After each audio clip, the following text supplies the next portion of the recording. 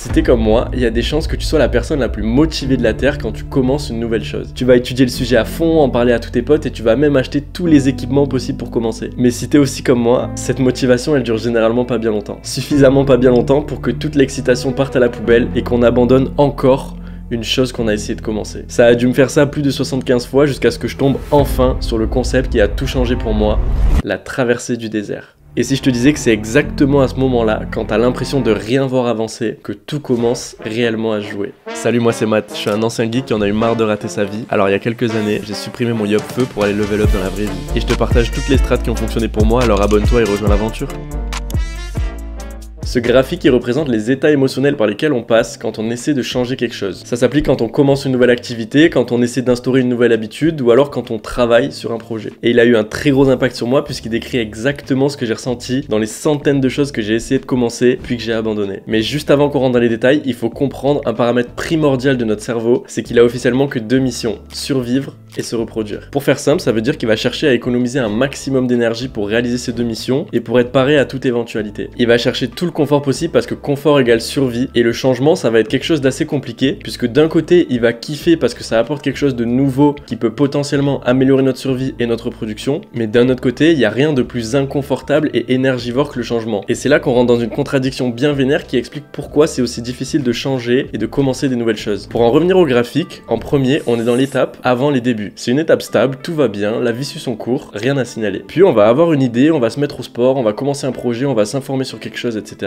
Et ça, notre cerveau, il va kiffer parce que notre cerveau, il aime tout ce qui est nouveau. Il va découvrir un nouveau monde où tout va l'exciter et ça va créer un énorme pic de motivation et de bien-être. Par exemple, quand j'avais eu l'idée de développer ma page Insta, j'étais comme un fou, je pensais à tous les sujets que j'allais pouvoir aborder, je m'imaginais à toutes les vidéos que j'allais poster, je m'imaginais à la réaction des gens quand ils allaient la voir, je m'imaginais avec des millions d'abonnés, comme quoi ça allait être trop bien tout ça. Et je suis sûr que t'as déjà ressenti au moins une fois cette excitation de commencer un nouveau truc. Puis tu publies ta première vidéo et il se passe rien. 7 vues. Mais toi t'es déter alors que tu vas te dire que c'est pas grave et que c'est normal au début. Alors que tu vas publier une deuxième vidéo. Toujours rien. 4 vues. Bienvenue dans la traversée du désert. Toute ta planification et ton anticipation du positif se sont canalisées dans ce qu'on appelle l'enthousiasme du début, jusqu'à ce que les effets du réel te rattrapent. Ton cerveau s'est mis à comprendre que ça va pas être aussi facile que prévu, que ça va prendre du temps et que c'est pas exactement comme l'utopie que t'avais imaginé. Parce qu'on est toujours très fort pour voir tout le positif dans les nouvelles choses qu'on entreprend. On se dit qu'on va aller à la salle tous les jours, comme ça on va faire baver tout le monde sur la plage. Puis tu fais tes séances pendant une semaine et tu captes que tu vois toujours pas de résultats. Et c'est là qu'on commence à se dire que finalement ça vaut peut-être pas le coup de passer tout ce temps juste pour impressionner des gens à la plage. Et en plus, on n'y va même pas tant que ça à la plage finalement. C'est là qu'on va se mettre à rationaliser toutes les émotions et l'excitation qu'on avait au début. Et perso, à chaque fois que je suis tombé dans la traversée du désert, mon cerveau il s'est mis à douter d'absolument tout ce que j'étais en train de faire. Il a enclenché le mode excuse et d'ailleurs je pense qu'on peut clairement appeler ça la traversée aux 1000 excuses. On devient très fort pour s'auto-convaincre d'aller vers le confort et on va alors chercher tous les arguments possibles pour abandonner ce qu'on vient d'essayer de commencer. Non mais finalement la salle c'est pas fait pour moi. Finalement j'ai pas trop envie de me forcer à faire du sport. Et puis en fait j'ai pas tant de temps que ça hein. Et je viens de capter que je suis un peu fatigué le soir pour aller à la salle. Et puis j'aime pas trop l'ambiance, j'ai l'impression que tout le monde me regarde.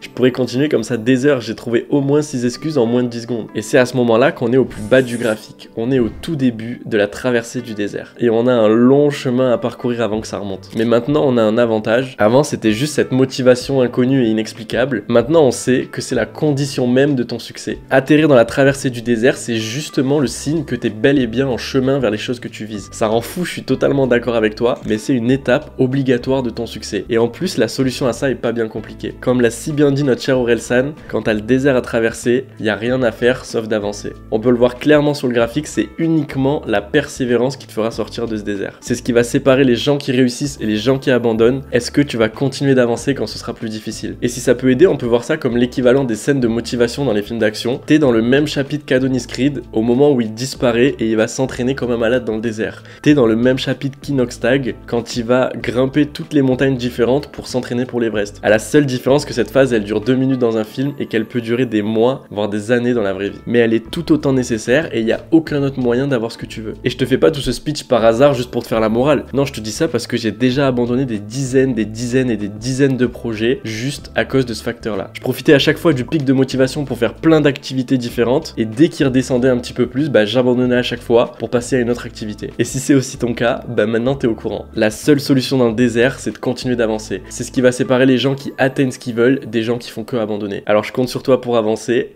et tu peux t'abonner pour avoir plus de vidéos comme ça. Ciao.